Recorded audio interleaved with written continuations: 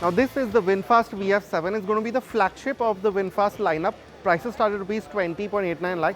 It's about 4.5 meters long. So you're looking at something that's about Harrier Safari kind of length. But what you have here is something that looks quite premium and quite, especially with this unique face. Now I'll leave it up to you. What do you think of it? It's quite polarizing and different from anything else that you've seen here. But you can't deny that it grabs your attention. So you have this big V-shaped light signature, the big Vinfast logo. You will have your 360-degree cameras here.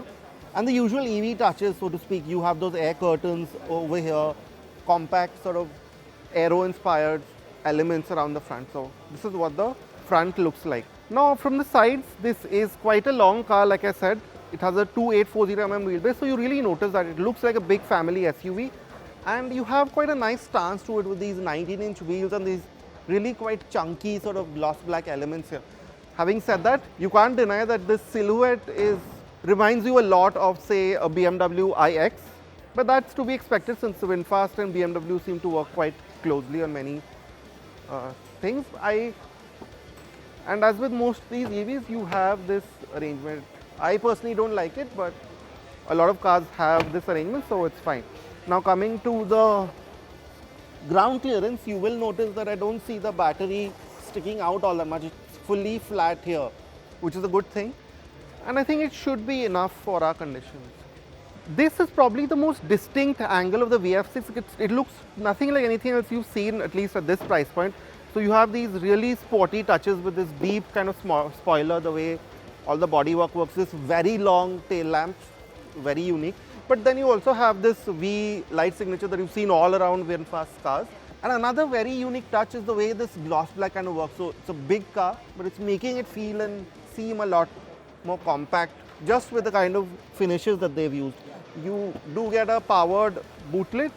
Now boot space is around 532 liters, and again you don't have a spare wheel, you just have a tire repair kit. But it's a functional space. Yes, the lip is a bit further out, but it's flat, so you will be able to fit an overnight luggage here quite easily. But yeah, this is what you get in most EVs at this price point, so it's nothing out of the ordinary in that respect. Now I'm inside the VF7, and yes, by Indian standards, you might think that this is a slightly darker cabin, but the quality and the finish here is, again, I'm quite impressed by. So yes, you have this deep sort of plasticky part here, but what I'm saying is everything is well put together. I also quite like the stitching that's on this soft material here. Now these vents again are quite well done, the way they integrate in. It's all quite subtly done in that respect. The chrome is slightly subdued, but everything, as you can see, the buttons, they are done well. You have that tactile feel to it, especially this volume control here and the hazard switches here.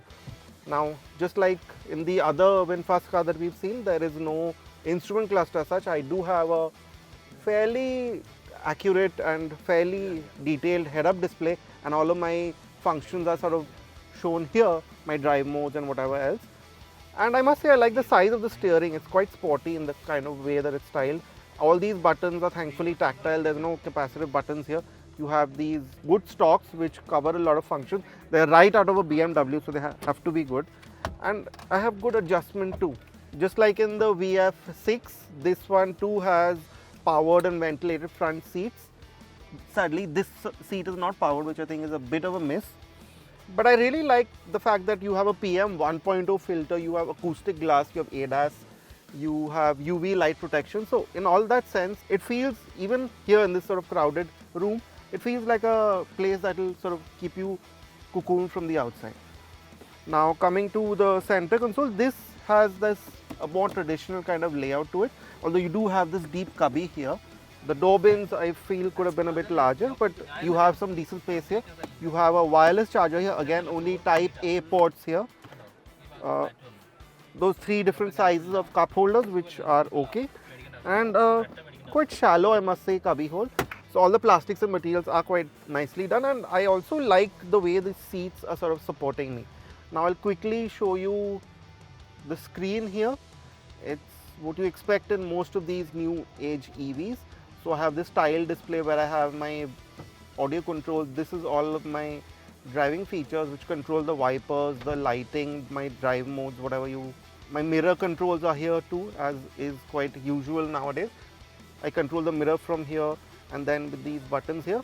Like we've seen this in the Volvo EX30 recently, in the Tesla. So this is becoming the norm as much as we don't like it. And then I also have this kind of arrangement here which you would call my driver's display. I have the speed, the range indicator, and so on over here. So yeah, it's, you might call pretty usual EV fare nowadays. What you see behind me is the top end VF7 that has a 70.8 kilowatt hour battery pack, which lets it do 0 to 100 in 5.8 seconds because it's making 350 PS and 500 Newton meter from a dual motor setup. You also get a lower single motor setup which makes about 204 PS and 310 Newton meters.